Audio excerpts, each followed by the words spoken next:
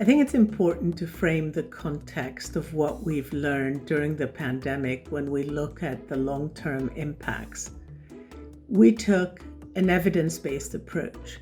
So we pivoted our proprietary tool, experience per square foot, to create an experience per square foot at home version in order to help our clients understand what their employees were experiencing during this period, who was struggling, who was thriving, and what they could learn to really inform the future of the workplace.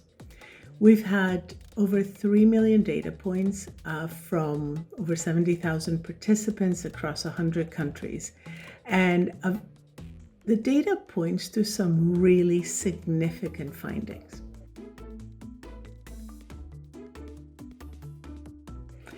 First and foremost, over 75% of people confirm that they can still focus and collaborate remotely through leveraging remote technologies. More interestingly, over 90% of people for the first time feel trusted by their managers to work remotely, and that's an increase from 30% pre-pandemic. So this is really an important data point. However, whilst we can still work remotely, there are some significant challenges. 1 in 2 people are finding really struggling that missing connection with their colleagues, with company culture, with mentoring and learning. And that's a very important risk because connection to culture and to colleagues is what drives long-term retention of talent. Also, 1 in 2 people are struggling with their well-being. People are really finding it hard to switch off.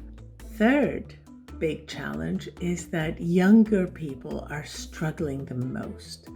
Younger people often lack the space at home to work effectively, but also don't have the inbuilt networks within the business, the connection with colleagues that are necessary to support them during this period. Over 78% of people want to maintain choice of how, when, and where they work as we move forward. So what we expect is that the first significant shift is that the workplace will no longer be seen as a single location. The workplace will be an ecosystem of locations that includes the home, the office, and third places. So that means creating environments that are driven around collaboration, around community, around serendipity, around connecting with people in inspiring and meaningful ways. And if there is no intentional planning, what we find is that your opportunity of running into colleagues goes from 80% at 5 days a week down to less than 20% when you're in the office 2.5 to 3 days a week. So yes, we want flexibility. Yes, we will see more flexibility, but it will need to be intentionally managed for it to be effective.